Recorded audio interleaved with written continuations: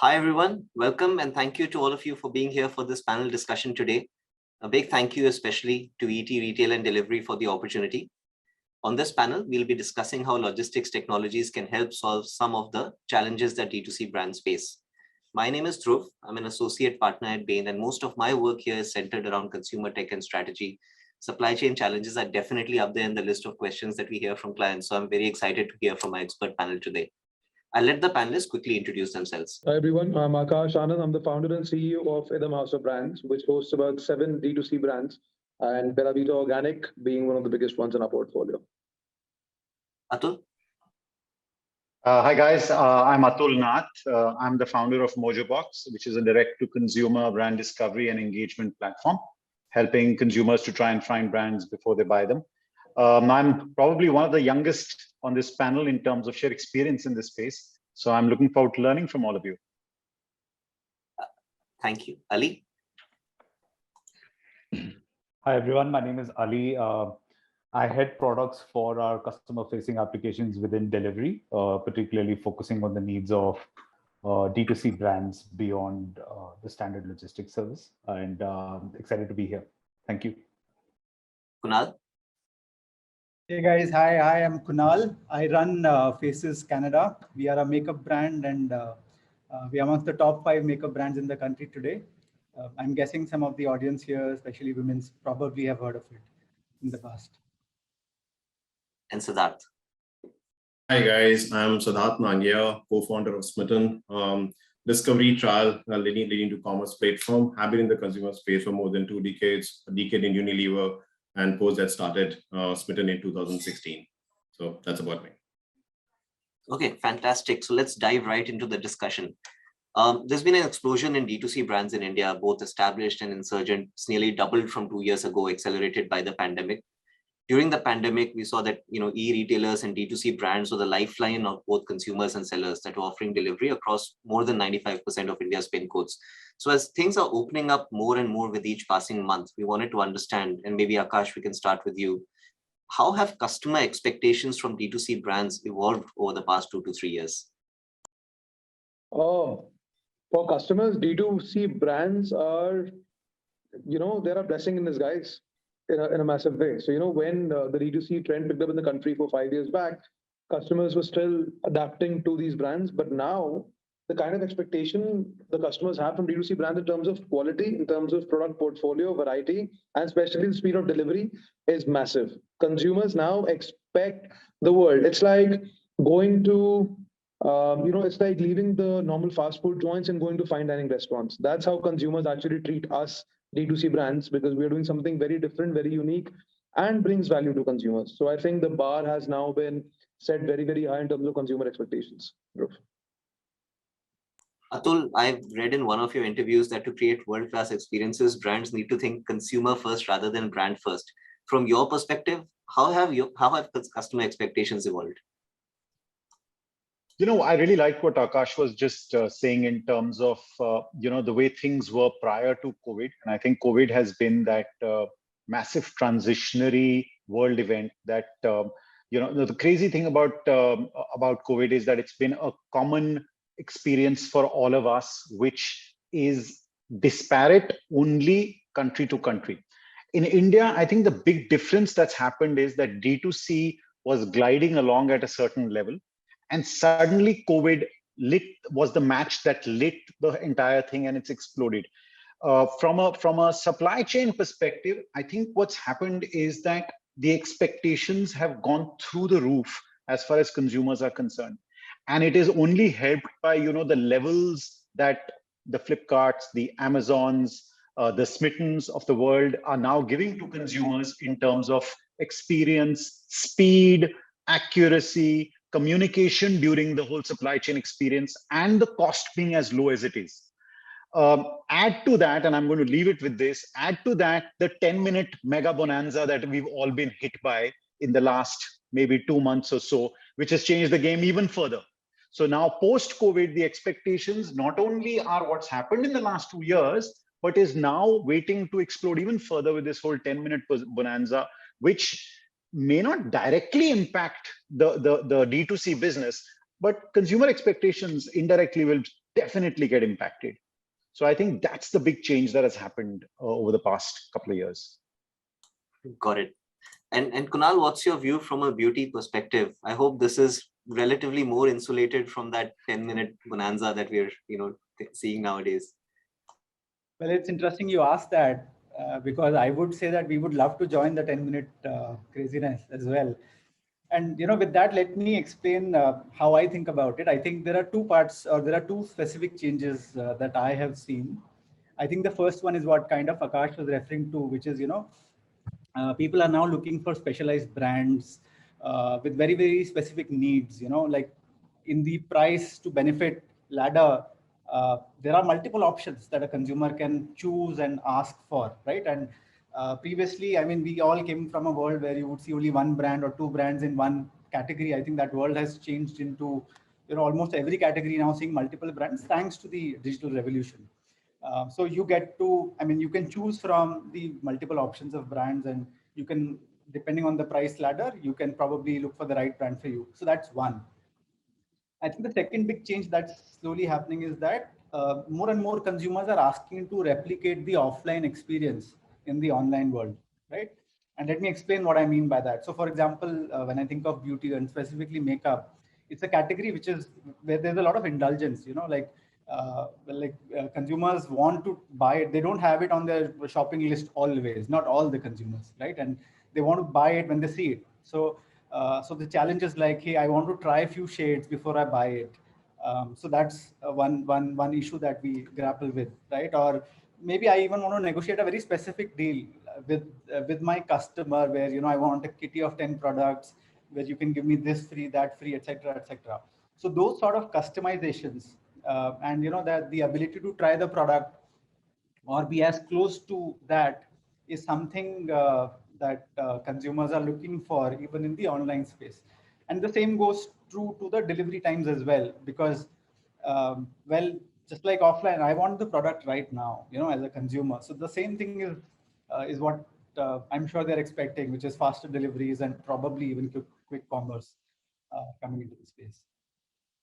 So yeah, those are the two observations from my side. Right.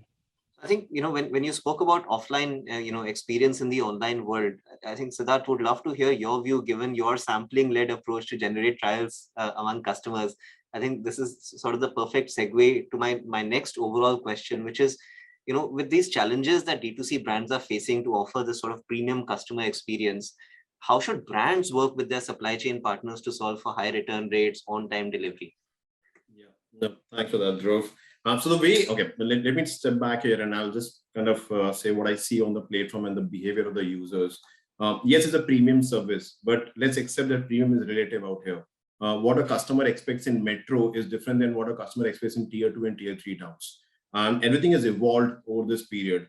So if I go back to 18 to 24 months from now, metros were all about next day delivery, and not tier 2 and tier 3 was about 3 to 4 delivery. That was more of a delight for a customer. That's what Amazon Prime and everything started off.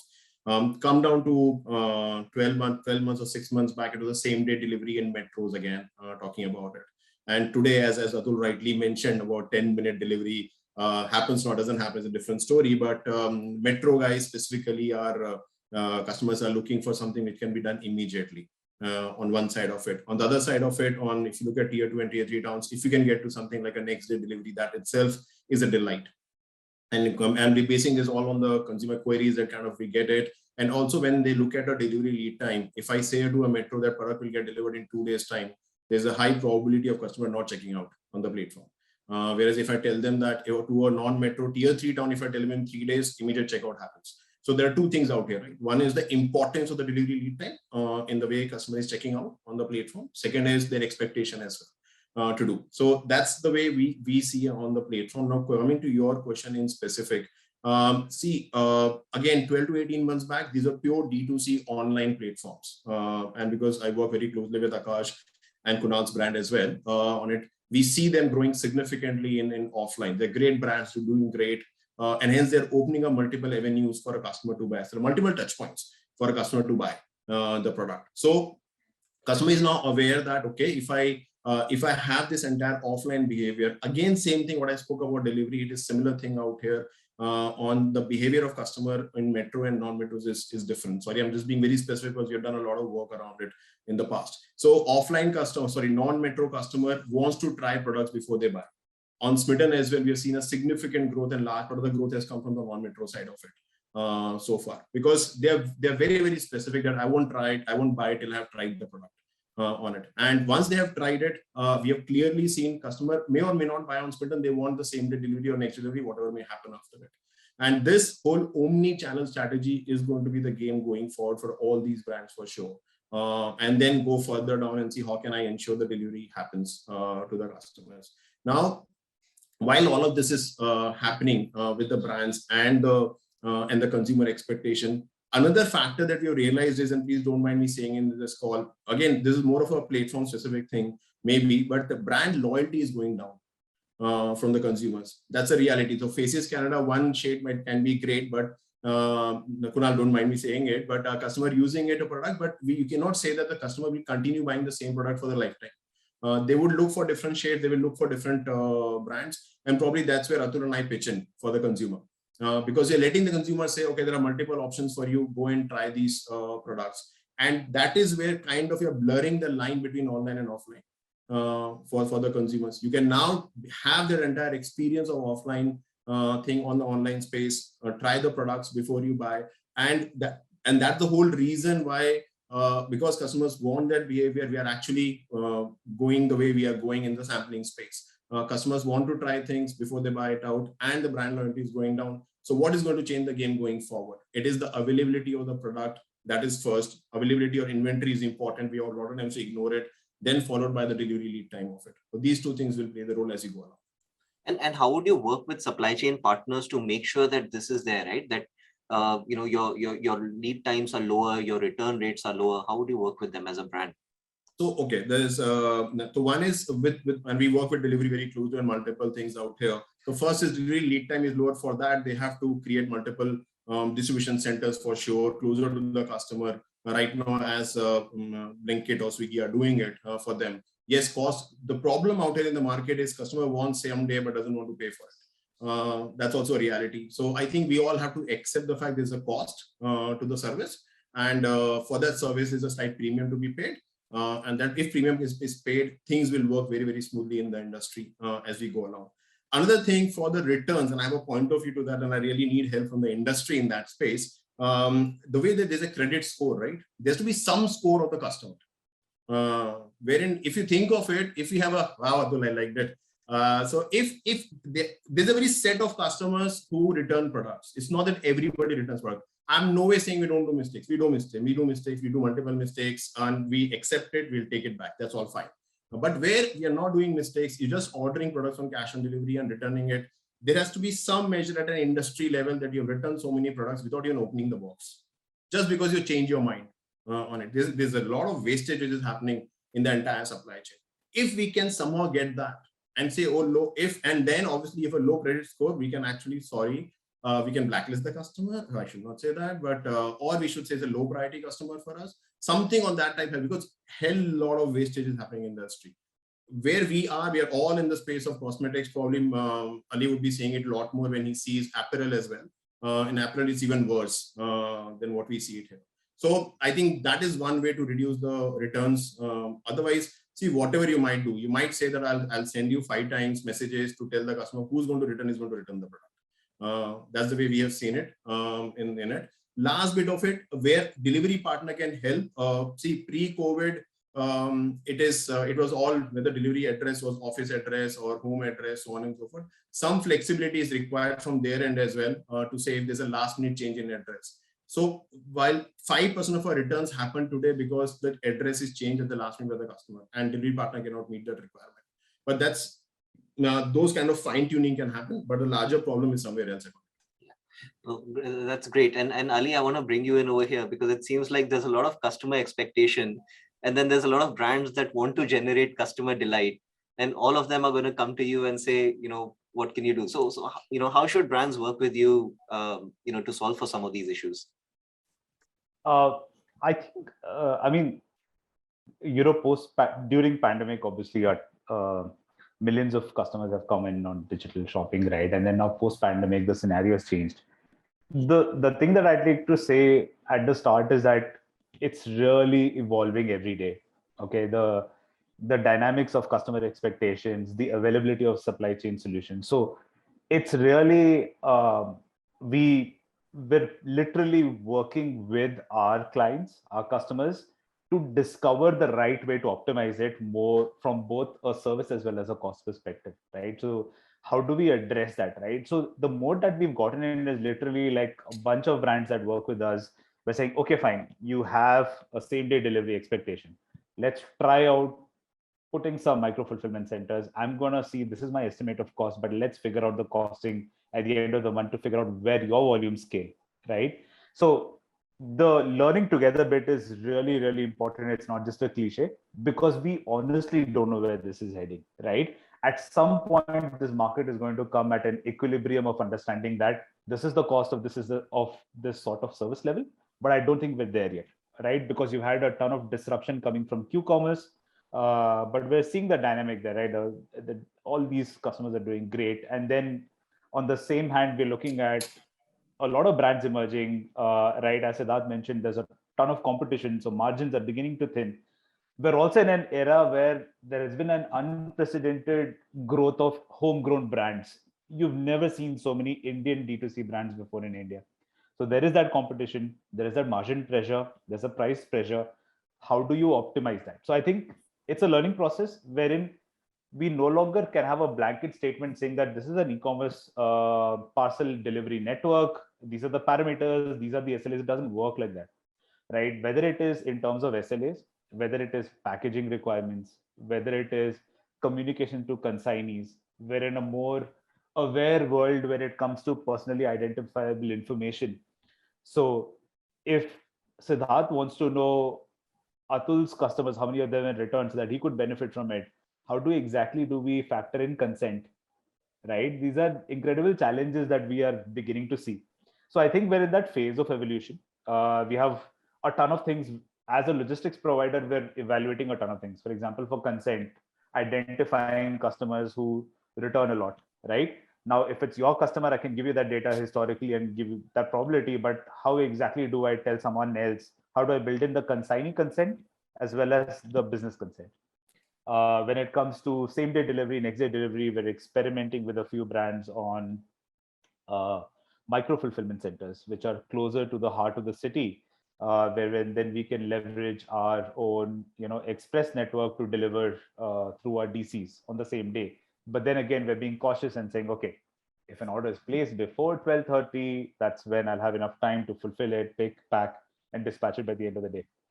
And then we're having conversations like, how willing are you to pay 20 rupees more, right, for that shipment? And how willing are you to pass it on to your consignees? And how many of your customers are going to drop off the day you say you want to pay 20 rupees more to deliver the same day, right? At the end of the day, these are economies of scale. So it needs participation from customers of all segments to really come together to build that volume so that supply chain can be built on those layers, right? We can't have niche supply chains built for individual brands. So I think it's a very interesting stage. I personally speak to a bunch of brands on figuring these things out, right? Whether it's RTO flagging, whether it is, obviously we can do a ton of things. There are checkout experiences where you say if the RTO score is high, we have a complete machine learning model where we start predicting the high, medium, low score that can be plugged into checkout phases where you block COD, for example, for certain consignees, right? The micro fulfillment center is the other bit. We're building now interfaces which earlier pure aggregators or software players are playing, but we are now building in channel integrations like Shopify integrations into a delivery ecosystem. We're building an interface for that. NDR management, how do we show WhatsApp messages to our consignees so that making sure that are they sure they want to return or do they want us to reattempt? So those are areas where we're investing and we're constantly working with clients, right? So it's not mature products that have been fully worked out and then everybody's evolving. The other thing I would say is it's completely another reason why it's not like a blanket sort of a solution is because it's very category dependent, right? what works for health food may not work for makeup products, and definitely doesn't work for apparel. So again, I think Siddharth said it, and Atul also mentioned, like apparel, how deep is your inventory for you to be able to actually have a distributed stock of that same dress across 20 fulfillment centers of that same size, right? It's a completely new challenge. Or shoe size, for example, as opposed to, let's say, a boat headphone. Well, sure, I can have that depth of inventory. So so many of these nature of offerings also change by category, and that's also something that categories are beginning to understand and say, okay, this is what works for my category, and this is how I can delight my customer. And maybe for category B, how they delight the customer could be very different, even if it's logistics based. So yeah, it's a matter of discovery. I think we're all learning along the way, and we're in a very nascent stage of the industry. So that's what's more exciting. I mean, where does this lead 5 years from now? I think it's going to be very interesting to see. And believe me, it's going to be very different from what it is happening today. Yeah. So those are my few thoughts. Very, very interesting. And I like how you've positioned the trade-offs as, a delivery experience versus a cost. And I think at the heart of that trade-off is, the data that you're getting and the decisions that you can make based on that data, where to spread my inventory over, etc. So Akash, you've been working with a lot of D2C brands. What advice would you give to your brands on working with their supply chain partners? I think Ali has covered it fantastically well, and so did Sid. I think everyone did so. It's very important for D2C brands, especially ones who are starting up now, to quickly identify their, biggest or the quickest adaptive markets, and make sure they at least replicate 60 to 70% of their products in those clusters. And especially the top 4, 5, the major cities. So at least they can get quick delivery done. A lot of players are there, a lot of tools are there to help you understand customer analytics, customer data, to also flag certain level of customers for you, which are more likely not to take your order, or more likely to, put your order into an RTO process.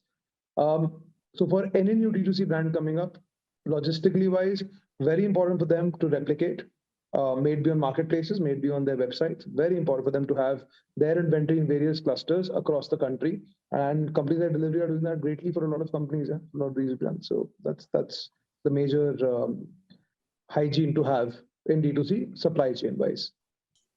Okay, excellent. Before we move on to the next question, just reminder to the audience, in case you want to submit a question, please do. We're going to try and squeeze in a couple of questions at the end of this session.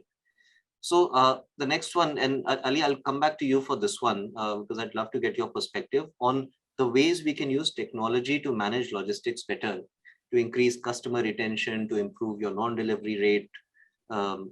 So what are your thoughts on that? I think a sort of playbook has evolved on this, right, which has been productized. Whether if you're on for example, if you're on a Shopify or a small brand starting off on Shopify, Shopify has an OMS of its own. Otherwise, you could use a logistics OMS like delivery offers, that is ShipStation, and various people in the market. You need to have that where you review your orders from various channels. So you need to know where those orders are coming from. Second is, if you work, someone like delivery could flag off basis their experience without without pointing out which orders are likely to return. So those are, that's data tech. And then your post and again post order experience, right? And then once you ship your order, tracking, making sure that you're holding your logistics provider accountable for the SLAs that have been committed for any lane, making sure that you set up a system. So a lot of brands, what they do, they hire a couple of folks to sit at desks and just call the consignees who said that they're not at home. So if the logistics provider says they're not at home, they call. Whereas someone like us have built up systems where we openly share data, like WhatsApp messages sent to them saying that we've sent the shipment. Did you intend to return this back, or were you actually not at home, or is that incorrect? And that's the kind of feedback we get back.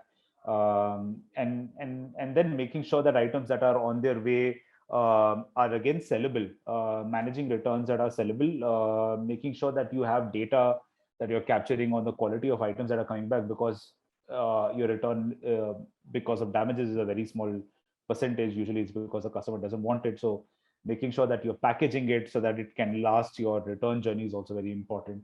And then tracking that so that you're very much aware of your P&L. I think all of this leads to you having a very close view of your P&L through data. How much are you selling? How much are you spending? What's coming back? What's coming back to your assets? What's being thrown away? Just managing that P&L would be the base stack to start with. What's happening more in advance is where you can figure out once you reach a certain level you want to grow. How do I build in analytics to understand where my demand is coming from? It may not always be every tier 1 city, it could be a region. And if that is the case, then how can I set up fulfillment, which is more hyperlocal in that area for it to be shipped almost the same day or next day, right? That's when the data insights come up. Like at an advanced level, it's just a lot of analytics of where are your customers, who are your customers, what products sell well, what is the basket size at which you start generating a certain value, and then using that data invest back into upselling, cross-selling. That's the tech that you bring on at an advanced level, right? So you have those kind of analytics coming into play. That's a brief, yeah.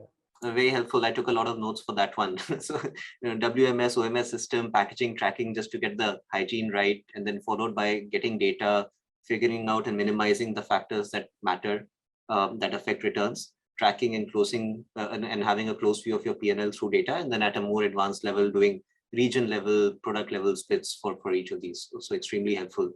Kunal, what do you think? How have you, for instance, used technology to manage logistics better?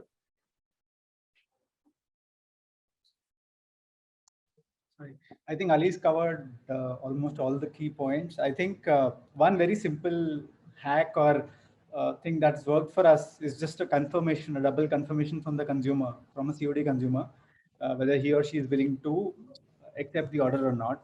That has drastically helped us reduce our returns. Like it's been magical for us.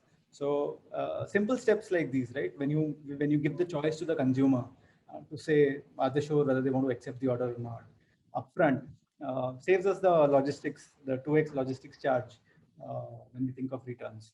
So yeah, I think that is, I think we are fortunately working on some of the things that he mentioned. So this is the only other thing I could think of as we think about technology. Okay, great. So last question before we move to Q&A. Looking to the future, and it's hard with 10-minute deliveries, and if such optimization already in place. So that what can we expect to see in the future, right? What are the advanced logistics solutions that can be deployed? What do you think? The way things are going, probably when a customer thinks the product should be in front of him, that's the way probably the industry is moving to. But on a realistic note, see, we started off everything with we're getting the basics right, and that's where we are at this moment. Everything is evolving. It's very, very exciting. But where it has to get to ensure there's a customer delight, at the same time there too much of cost are incurred by all of us. There are things that have to be done, which would include something like a when, what, how, and to whom. So when does a customer want the product? Right. So that is an ask we're already seeing from customers, that I want a specific time. There are day shifts, night shifts, at working at home, not home, so on and so forth. And this one ask I also have for somebody like Zomato, right? Why can't I order my dinner in the morning? If I have a guest, I know there are guests, I know the menu, I have to wait for 8 p.m. to order, and then I know the delivery boy is not there, doesn't work. So that's the reason the when has to be there for it. What does he want? And as I said earlier, currently also generally in the industry, you will see almost around 20-25% out of stock items. The entire supply chain is not just about the last mile delivery, right? Supply chain is end to end, making ensure the right product is available at the right time for the right person. So whatever he wants should be available. So I'm assuming that the way I see things is it's just a matter of time that people will start realizing that, or all of us will start realizing that everything should be available to the customer wherever he wants it to be. Third is how does he want the delivery to be done? And when I say how, it includes right from a basic packaging to a sustainable packaging to a gift packaging, so on and so forth, to be done. We do get some very exciting or at times a weird expectations also from customers. But again, that's an exciting space, right? And this is the time when we keep learning and keep putting those things together. I say this to my team every week, whoever at least the new joiners are. When 10 years back, we used to say, okay, next generation comes after 20 years, 15 years. In today's world, next generation is after 3 years. So 3 years into the organization, when a member enters 3 years later, trust me, he thinks very differently. And for me, while Atul said is the youngest, I learned a lot from every new joinee. In fact, I intentionally hire interns and freshers. My only motive is to learn from them, how they think, because they are my consumers, they are my future consumers, right? And they think very differently. You won't believe the way they think is, I would like to have a delivery when I'm traveling, let's say from Delhi to Agra. Can I have a delivery on the way? Unrealistic at this moment, but this is what people are expecting in the future. And these guys will make it happen. They're very smart people to do. And last is very basic thing, which I don't know why we haven't cracked it so far, is to whom to deliver. See, 80% of parcels get delivered at home today in the COVID world, right? There's an OTP that goes. I'm in a meeting for the full day. I can't give OTP to my home. Anybody in the home can receive it. So I have an option of 4 people who get something of that type has to happen. Ali, just pick that up. I have given this feedback to your team separately as well. I don't know why the guy has taken the parcel all the way to the home just because the OTP isn't there. The parcel comes back. Sorry, doesn't work for me. So again, those things, these are basic. These are things which will become a norm very soon. I'm not even saying in the years to come, but going forward further is all about data. For the brands, see the kind of data people are going to sit on today. If you look at online business for an FMCG space, it's not only 15, not even 15%. There are obviously D2C brands, but if you look at large companies, 85% still is offline as a business. And 3 to 4 years down the line, all of us know is going to be close to around 40-50%, whatever that might be. Think of the power of data that people are sitting on right now. All the trends, all the capabilities they're going to build is going to be basis that to be done. So it's all the offline players will have to get used to the online market. There cannot be any conflict between online and offline that you keep hearing today. People like Unilever would not give you a discount saying that is a conflict between online and offline. That will go away. All of us, everybody will have different channels to fulfill their requirement. Online, I'm assuming still will score slightly higher, can score higher just because of the capability it might, or the power it might give to the consumer at that point of time. So yes, consumer is king, 95% of them, 5%, as I said earlier, will have to change their behavior. Very interesting. Ali, the pressure is on. Are you going to be... It's exciting. Ali's team is great. I must admit that. I'm not saying it for the sake of saying it. They listen to the customer in the true sense of it. Yeah. So delivery to Siddharth on his way to Agra and Siddharth alone. Ali, what do you think? Yeah, I think there's some YouTube video of a guy getting a delivery. I think Dunzo shows it off on its app saying that we delivered it at a train that stopped for 5 minutes. I mean, the future, like I said, it's going to be incredible, but I don't think it's going to look like how it is today. It's evolving every month, every year. So if I have to say 5 years from now, I think logistics is going to be like, okay, so you have the dominant Amazon and Flipkart really controlling end-to-end of a supply chain experience, and then you have brands who are figuring out how do I individually reach out, how do I establish my brand identity is going to become a very important factor in a marketplace that's crowded with a lot of brands trying to buy the attention. How do I make my brand stand out is going to be a very critical factor in the success of most brands. And how I don't know. I mean, you could go the ONDC approach. The government is bringing up something called ONDC, which is an open network for digital commerce, which talks about unbundling, right? Which says that, okay, look, it doesn't matter which buyer app you're on or which seller app you're on.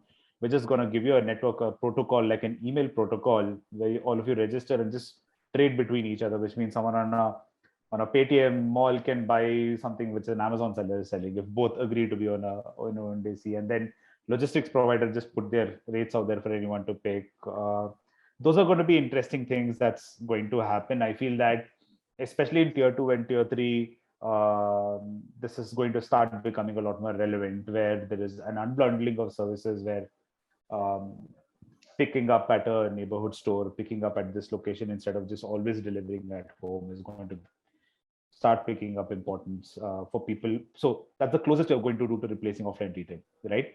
You're not picking up from a store where I have 20 other items. I'm just picking that one item I ordered and from this place, right? So how consumers adapt to it is what is going to be key. And yeah, I think like most here, I also feel that I don't understand the 18-year-olds and 19-year-olds today. So it's a learning process there as well. Very interesting. Atul, I'm going to move to you now. You had mentioned that leading a business is like riding a bicycle. If you stop pedaling, you fall. So what direction do you think D2C brands and logistic providers need to pedal towards in the future? I think Siddharth and Ali have covered a lot of the stuff, but I'm just going to pick out 2 or 3 points from what they were talking about and just kind of, double click on them and go a little deeper. Siddharth talked about, costs and how costs are beginning to impact and the consumers not willing to pay for enhanced delivery levels or anything like that. I fear that, this is rapidly becoming a race to the bottom. And I'm now, sitting in Ali's chair and wondering that, I'm going to, talk a little bit about the elephant in the room, which is with, delivery aggregators in play and costs impacting that from delivery's point of view and other suppliers. I think it's becoming a race to the bottom and the quality is suffering. And I think that's something that I would be really worried about from Ali's point of view and indirectly from our point of view, because, there's only so much cost you can save, 1 rupees on a delivery or 2 rupees and stuff like that. So I think that's something we need to keep an eye on. The second area that I think, again, Siddharth talked about was that, expectations in metros are very different from tier 2 and even tier 3. And I think what's important from a delivery partner's point of view, and thus from our point of view, is that you have to create different products for different types of consumers. So the big problem that Siddharth talked about, that, I'm sitting in office, and this happens to me all the time as well, that the OTP is coming to me and I'm in the middle of a call and I'm trying to juggle 3 things and say, yaar, kisi tarah OTP pahuncha do so that the bloody thing doesn't go back, because the person who suffers is not me. The person who suffers is my 8-year-old son who's wondering why the hell the delivery went back. So that's a challenge that, I should be able to have 3 or 4 options. It could be, and this is happening in other parts of the world, that you have a drop box, which is a lockable, combination lock drop box. So I create that as my option if I want to. High-rise buildings have a different option. Homes have a different option. Offices have a different option. So I'm able to choose at my order point which is the way I want to go, and the delivery partner is able to take care of it. Now costs will come up and etc. So I won't go too far down that road before I have to turn around and come back with my tail between my legs. The third point was the whole point of omni-channel. We talked about offline and online. Is there a possibility there where you can actually have, instead of having different supply points having all kinds of SKUs and different types of products, can you have a mix of offline, online, which allows you to take care of 2 birds with 1 stone, where you have a presence physically as well as inventory control, and pickups can happen from there and delivery. Is there a possibility there? Again, it will be different for different verticals. It may not be possible in certain types of products, may be possible in other verticals. So these are the 3 things, and I don't know whether this is, I would call this technology, or I would call this just logistic solutions. I think we need to go more granular is what I feel in finding solutions, because one size is not going to fit all, especially in a country like India. One size fits all is not going to happen. That's my thought. Got it. Thank you. Thank you for that. So that's the end of our formal set of questions that we had. We've also taken a few inputs from the audience. So I'm going to open the next question up to any of you. It's a pretty important question. Where do you see the role of D2C and logistics players in picking up of boxes or packaging material from customers or other sustainable practices? Do you see a central or a combined effort happening at an industry level soon? Yeah, I can go for it. I'm very passionate about that space. Can you hear me? Yeah, so I think there's a significant role. I think except for a couple of brands today, many of us are ignoring it, including ourselves, to a great extent. There's a hell lot of waste which is happening around on it, and there is a role of all three, right? The three parties involved, if you think of it, the brand, the logistics partners, and the consumer. All three have to play together the role to ensure that we are doing it for the right purpose. It cannot happen that the logistics partner thinks he's going to make money out of it, or brand thinks he's going to reuse everything off, or even the consumer thinks get a money out of by returning the packaging. It's a responsibility. It has to be seen as a responsibility for the environment and all of us, rather than an opportunity for us to make money on it. And I think that's where the gap is happening. Whatever pilots we have done, it has not succeeded so far, but I believe we will be able to do it at some point of time.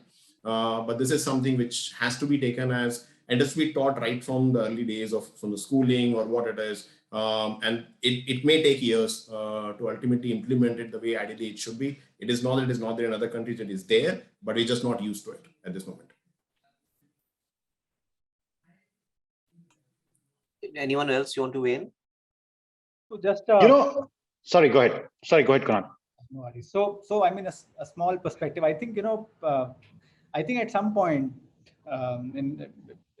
in time, I think we should think about the environmental impact on the bottom line. So somewhere, I think the governments have to come together and say, hey, for every business, we are going to look at the environmental impact. What is the cost of undoing that impact, and factor that cost into your P&L. I think for a large scale transformation, I believe that's what's needed. But yeah, we can obviously all do our bits. So, yeah, so my 2 cents is that I think a lot of brands selling online have become a lot more conscious. This is not the same e-commerce, especially when it comes to packaging, which was there in 2010, right? So where you used to get one shampoo bottle in this big box from Amazon, right? That's no longer, you don't see that anymore. I think there's an organic evolution that's happening. I'm speaking very particularly about packaging material that the brands are taking. There have been some innovative entrepreneurs that have come up. The other day, I saw someone who talks about recycling the packaging. So they've actually built a Velcro-based, Rexine plus Velcro-based packaging, which has like a label stuck in a sleeve, and then the person has an incentive to return it back with some discount coupon. So that's where I think there's some evolution happening. I think when it comes to fuel, going the green way, it's a very tough choice. I think till electric scales up to being cost efficient, I don't think 1.2 lakh electric vehicle can ever replace a 20K second-hand Honda bike that gives 50 kilometers a liter. I think, and that's Sahil himself has said that to us. So I think that's the tough thing where we need to get to some scale. I think I'm just going to chime in with a small point. Sorry, Akash. I'm just going to chime in with a small point. One is that, we do have a very strong backend in terms of the Raddi and the Kawadi business in India. So, part of this thing is organically kind of taken care of that. It's not a complete waste. In other parts of the world, it would be a real massive waste, right? Having said that, obviously these boxes and all in most cases are branded, and as a result, the recyclability of it is limited, etc., etc. And the one that Ali mentioned about the repackaging, the Velcro and all is something we considered about a couple of months back. But unfortunately, my brand is Mojo Box, so I can't really deliver in a Velcro packet as opposed to a box. So I decided my brand was too young for me to take a chance with consumers getting a Mojo Box, not in a box. So we decided not to go with that for the time being. We're exploring a box recyclable option as well, which may allow that. But I think I agree completely that it will happen organically. But what is the problem is that anything that happens organically takes a lot of time. Right. So what Kunal was saying was that, is there some intervention required, which if, kind of jumpstarts the whole process? That's a little difficult to happen organically from within the industry. And Akash, you had a point of view? So I think Atul's answered my question. And, I just have a quick advice for young entrepreneurs and people who are starting with D2C. Bubble wrap everything no one uses anymore, right?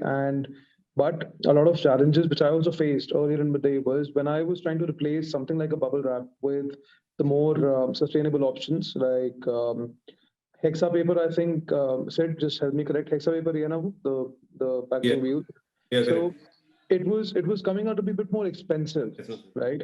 So what we did in our initial journey when we were just growing, we tied up with the local kabadi wala and he used to give us shredded paper of the newspapers he used to collect, right? That used to work out to be the cheapest, even cheaper than your normal brown shredded paper, right? So I think every young entrepreneur who's starting and who wants to be sustainable can start with that. Makes it easier, affordable, and consumers like it. Consumers see it. It doesn't look as neat as an extra paper, but consumers see it and they say, "Okay, yaar, at least the brand is trying to make an effort." That's true. Yeah, just to add to that, I think in India we're reacting a bit slowly. In US, what has very clearly happened is brands have started packaging for shipping. They're building products that don't need boxes. Okay, Correct. I think Unilever did that with Tide, if I'm not wrong. Yeah. Tide basically they created boxes that you just stick a label on and that Tide box goes. I don't need a corrugated paper or bubble wrap. I think if you belong to a category that is more than 50% online, boxing for shipping, it's got to save a ton of your cost in the long term. And I think that's a smart way to go. Yeah, no, these make a lot of sense, I think, and very exciting. D2C brands actually have to lead the way in boxing for shipping, just because of how agile you guys are. Second question from the audience. Last minute delivery costs have been pretty big. How do brands handle this when the average order size is low? So if a customer wants to purchase a 200 rupee product, as a brand, you want the customer to try this out, but at the same time, last minute delivery charges are significant. And I'm going to add my own question to that, which is, how do you use technology to manage these last minute delivery, to manage, small shipments?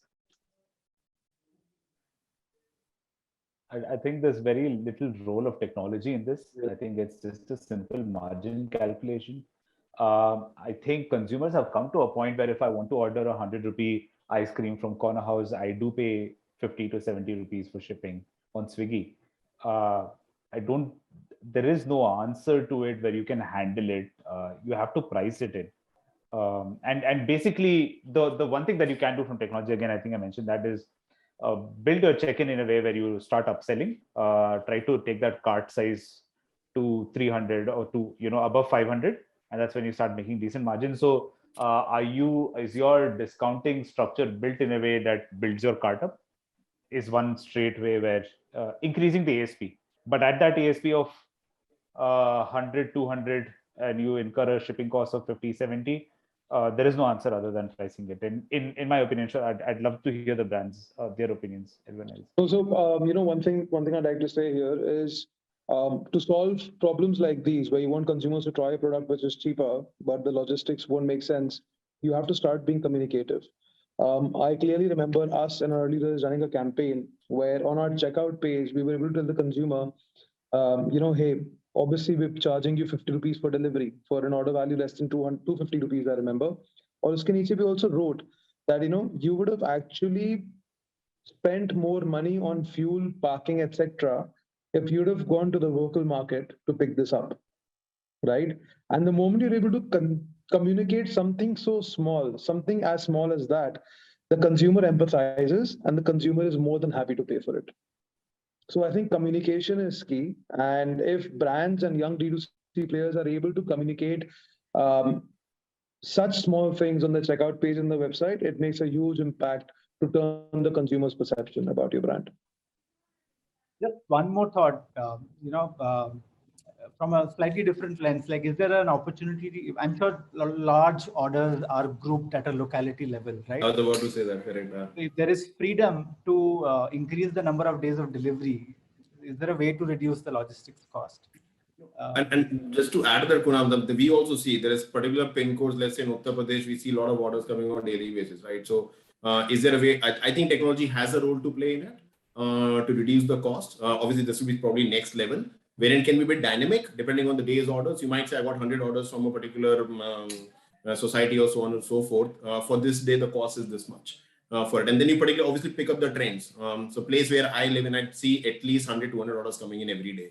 And same guys be coming in every day and do it. So why do we charge the same amount? So that's where the technology has to play. Sorry, Kunal, I just jumped into it. Sorry for that.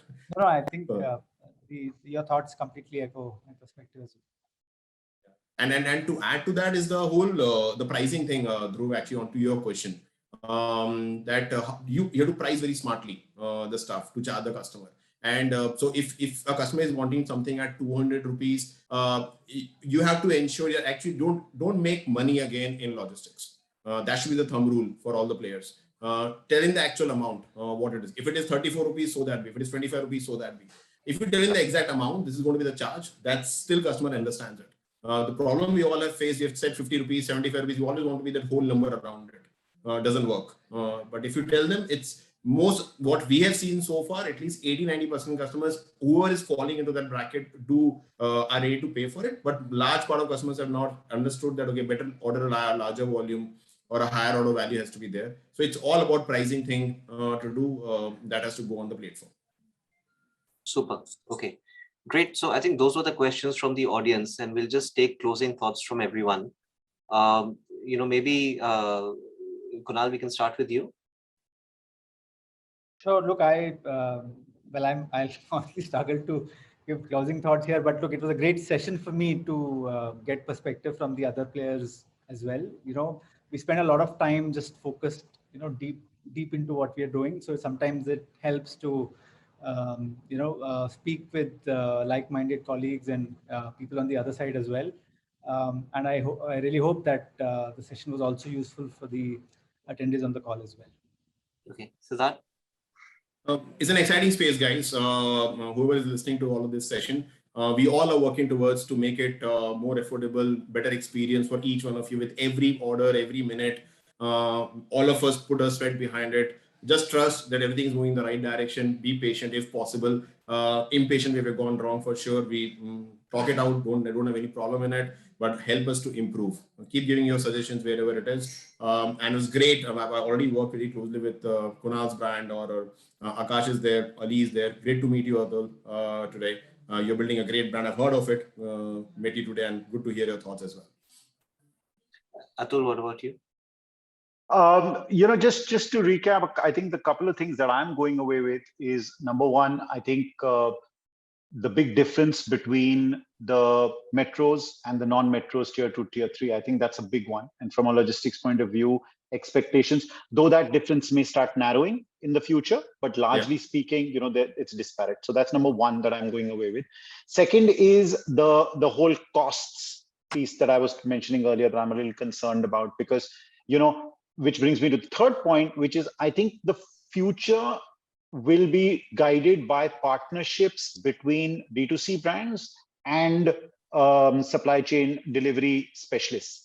And I think neither of them can really crack the code for the next maybe 5 years or 10 years by themselves. I think the partnership's important. And the most important thing for me is things change slowly at first and then suddenly metamorphosize later. And I think that's what's going to happen in the next, now that COVID is kind of waning away, well, fingers crossed for all of us. But as things are kind of, coming back to what used to be pre-COVID, well, different, but similar, is that things will change slowly, but then suddenly explode maybe 3 years to 5 years from now. And I'm looking forward to that with bated breath. Thank you. And closing thoughts, Ali? So I'm assuming there are some D2C brands on this call. The only thing I'd like to say is share an insider perspective of it's very important for us as a logistics company that brands grow. A lot of uninhibited spend has happened over the last couple of years, availability of capital. I think now there's some sensibility coming to the market. So I think it's a very nice, I think great brands are built on downtimes. If brands are very careful about the choices of serving their customers, but being reasonable enough to know that you need to be alive 5 years later, then not try to overplease and try and bleed yourself. That's important for the industry to grow, because then there's sensible growth. And as brands grow, we grow as partners. So it's in our, we're incentivized to say this, that brands need to grow in a reasonable way and to be very aware that they're building this for the long term and not for the short term. Yeah, that's for me one. Yeah. Thank you, Ali. Thank you to all our panelists, and thank you, ET Retail and Delivery, for the opportunity.